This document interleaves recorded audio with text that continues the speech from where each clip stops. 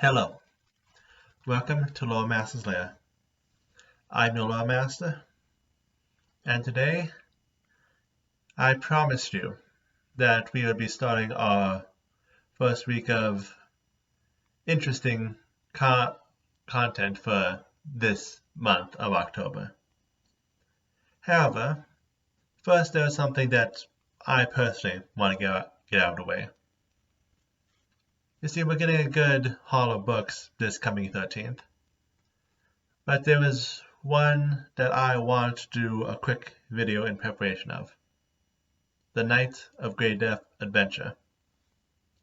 You see, Galt has been a place that, because of some of the things that I like the most in the lore, has always hit home with me. However, we've never had enough information about Galt for me to make an actual video. So we're going to do something a little different this week. It's less of a video on Galt itself and more of a call to action for the upcoming adventure. After all, this level 17 adventure will hold the future of Galt in its hands, and I feel that it's best that people go in prepared with knowledge and a full understanding of all the facets that are potentially working in this adventure. I'm less scripted out than normal because I want this to be an appeal from the heart, since, again, Galt. So let's briefly get started by the history of Galt. Like many of the places in the region, it began as a province of Taldor when they expanded out. And like many of its provinces, when the Even-Tongue Rebellion came about, Galt joined Cheliax in breaking away from Taldan and instead became a province of Cheliax. That was until the day that Erden died, the day that Cheliaxian Civil War began, and eventually when the thrice-damned House of Thurn and devil worshippers took over the country. Galt, which was always a place of thief, thinkers, artists, and the like, wasn't a big fan of that. It wasn't long before books and writings of dissent came out against the government. The first was the Imperial Betrayal, which took a harsh negative tone against the government run by the thrice-damned House of Thurn. And then the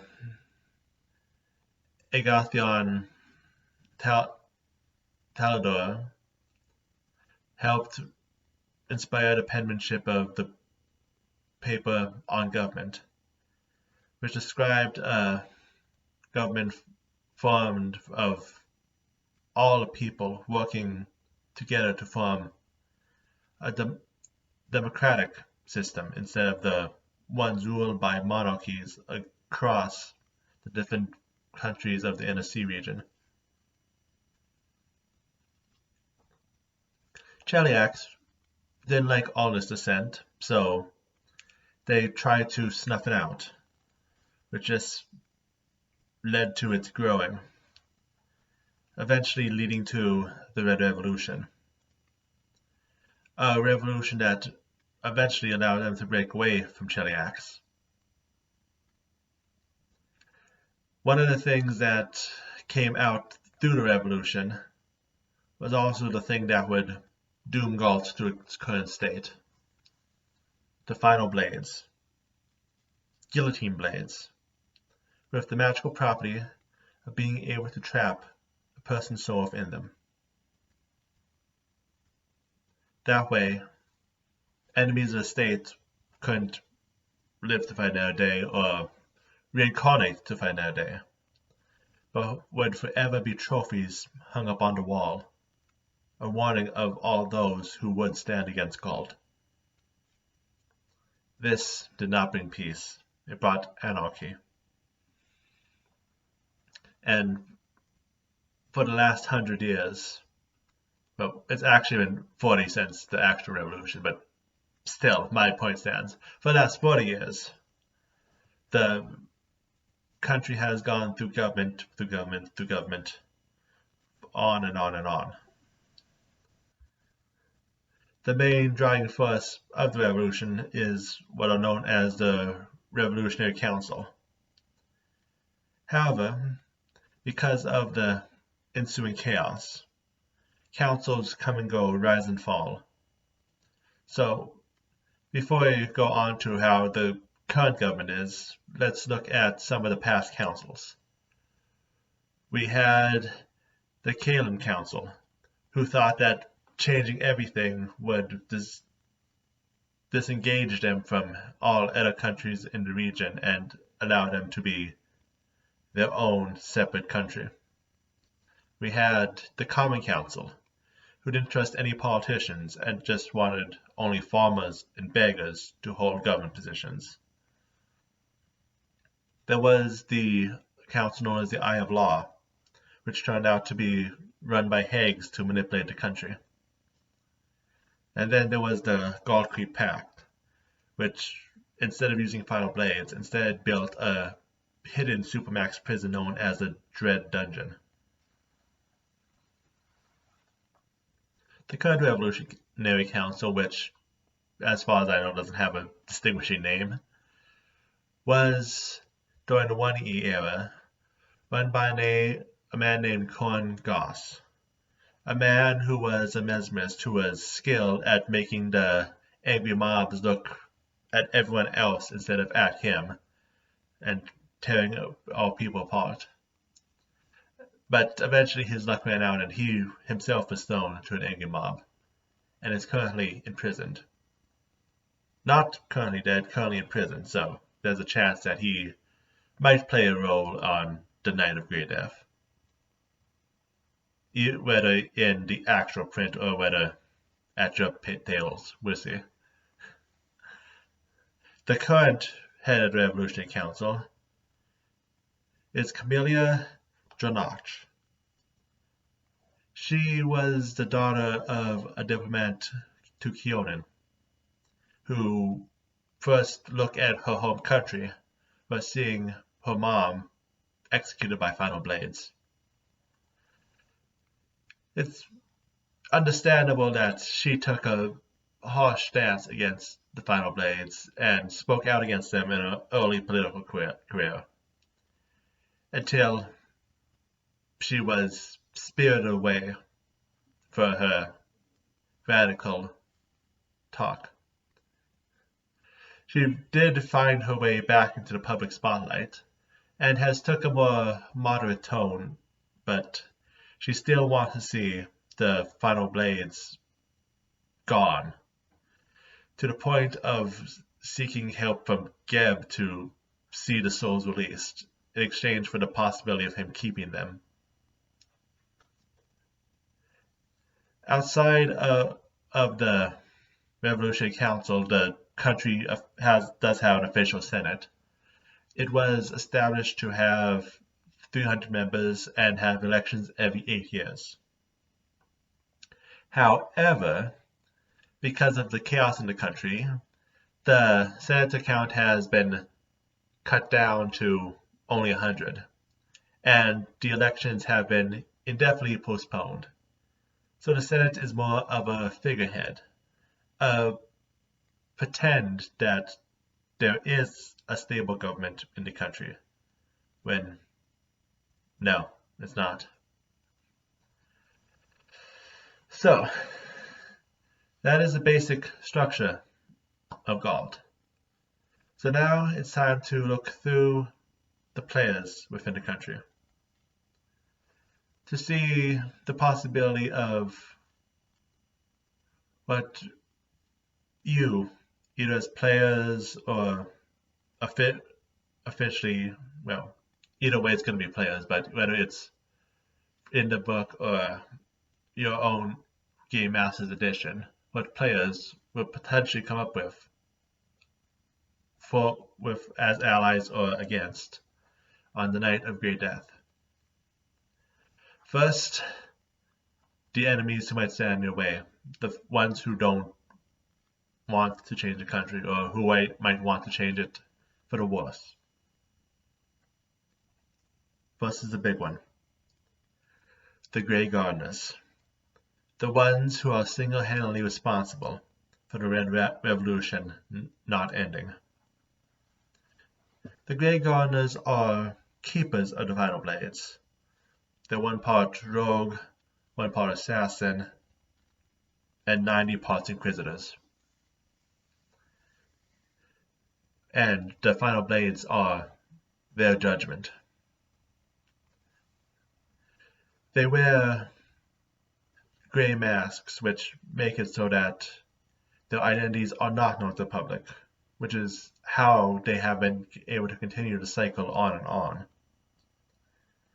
And with them in control of the Final Blades, and them continuously being anonymous, there's been no way of stopping the continued cycle of the rise of revolutionary councils only to have them cut down when they're against public opinion. So, one way or another, the Grey Gardeners will be playing a role. Just whether this is finally a chance to get rid of them, we have to see. Another minor guardian of Gault who might pose a problem are those known as Red Guardians. While I don't remember her name, a Gault scientist studied in Nex and studied at the Flesh Forges, studied their alchemy and the like. And when she came back to Gault, when she came back to Gault,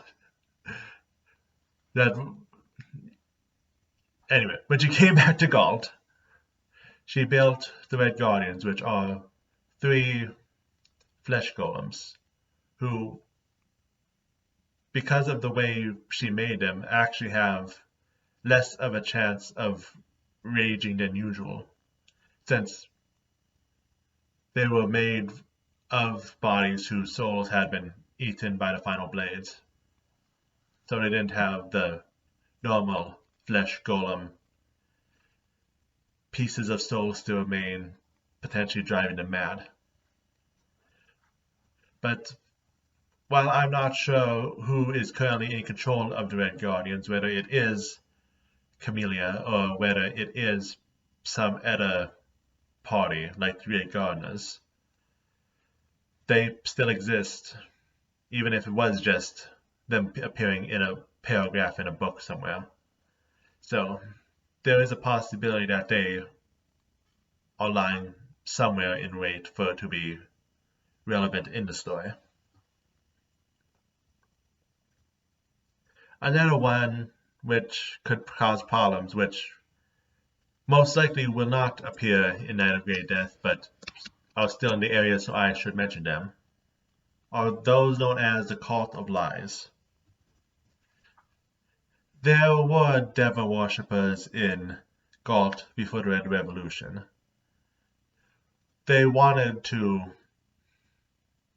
cheered when Cheliax became worshippers of Asmodeus, and they themselves would have preferred that Gault continue on the path to be worshippers of Asmodeus as well.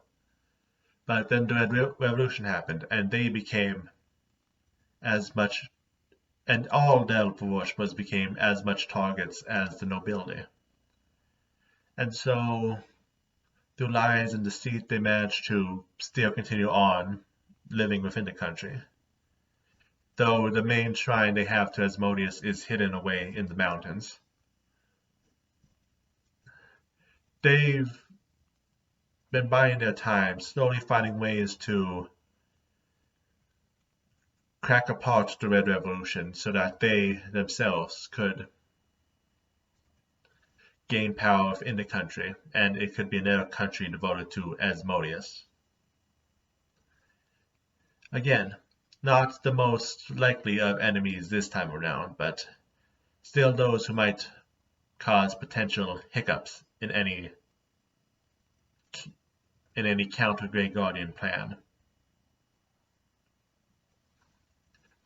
But there are potential allies who could be backing the players, who could have the parties, who could be the ones who hire the party, who push them to finally take down the Grey Gardeners to bring some semblance of stability to Galt, whether for Galt's own good or for their own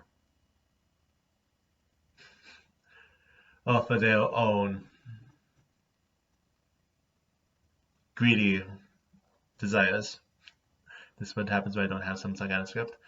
For their own greedy desires, ulterior motives. Ulterior motives, what I was thinking of.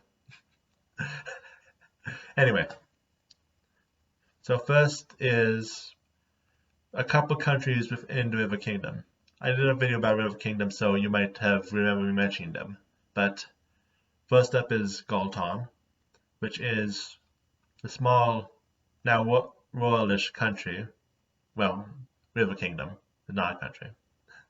River Kingdom, where the nobles who survived the Red Revolution fled, and who burn with a way to retake Galt, to turn it back from this dream of democracy into a noble land where nobles can do whatever they please, like it's supposed to be.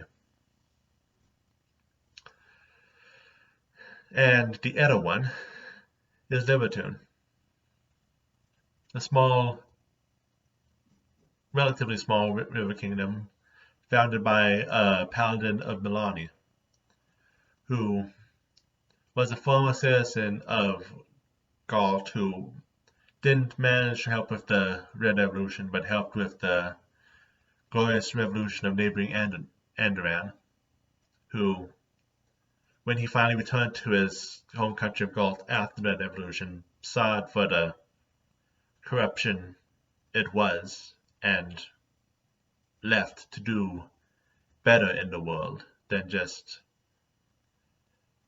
rubber stamped what was going wrong in his own country. But in his own age, his goddess Milani gave him a vision pointing towards an empty fortress on the border of Galt, where he currently is building a force of those who want to see the Red Revolution end, even if it means having to go through another revolution to actually push the country into the democracy it pretends it already is. Speaking of Milani, that's another interested party, and partially why Galt is an important mark for me. Of all the deities within Golarion, Milani is the one that I personally mark as my favorite. So, countries where revolution has happened and where revolution does need to happen kind of are ones I, as a watcher of lore, keep my eye on. And Galt has always been an interesting place for Milani. First, I am going to do a video of Milani when I do go through the core deities, but brief overview for now. Milani was a half-elf follower of Eredin, who did her best to go against forces of slavery, evils across the Inner Sea region, and eventually died just doing her job. Was made a saint, went to Eredin's domain when she died. Then when Eredin died, and everything was thrown into panic, she did as she always did her job, and as such was rewarded of part of Eridan's old domain, and became a goddess in her own right. Though as a small-time goddess, she still has a small enough congregation within her realm that it's more or less just friends sitting around a campfire swapping stories about the brave deeds they did in life. But she is a patron of all good and righteous revolutions, which the Red Revolution has not been for a while now. But doubly so is because of the story of a herald. A person named Braveheart. They were a resident of Galt who was executed by a final blade, but Milani managed to save them and made them her herald. They go under the name Braveheart because they still have family living in Galt. And as much as Isgur, Cheliax, Ishna, those countries are ones that Milani and her congregation set their sights on to try to make better. With Braveheart as a herald, Galt has always been an important place, that a crown jewel that Milaniites just want to try to do their best to fix. And the Night of Grey Death is promised that we may be able to do something about that. So, regardless of whether Milani gets brought up in the adventure path or not, in the adventure, not adventure path, if she gets brought up in the adventure or not, just know that we're rooting for you and your players. But one final party that might be brought up that I should bring up before ending this is the Firebrands.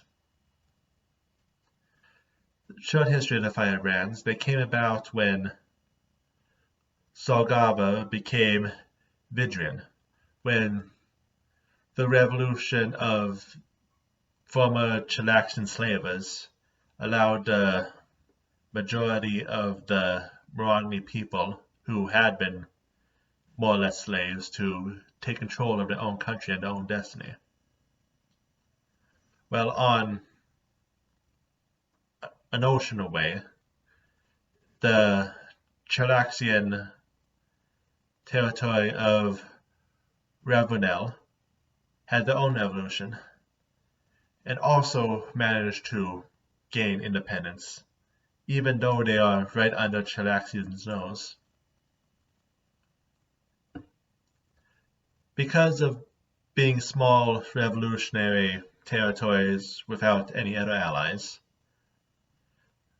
Vidrian and Ravenel made themselves trade partners, decided to work together to try to do best by both sides, and in doing so, made the people responsible for revolution on both sides come together, had them work together, have them become allies. Not long after that, some of these people were found in Galt, trying to start a new revolution to overthrow the Revolutionary Council, to make it a democracy and free, which Galt did not appreciate. But these people called themselves the Firebrands. Eventually the Firebrands would expand, both as freedom fighters and because of other parties not mentioned, as brigands who just like to fight, take dares and the like. But again, the part of it is freedom fighters. And they've already tried to influence Galt once. So there is a possibility that they would do so again. So if any people at your table are interested on joining the Firebrands, this is your chance. Okay. So I think that's all the things I want to cover. Again, sorry it was less regimented this time. Wanted to do right by Galt by doing it from my heart. So either way, the promised spookiness will start coming about next week. So, but until then, whether you take part in the Night of Grey Death or whether you're just watching from the sidelines, I wish you all luck.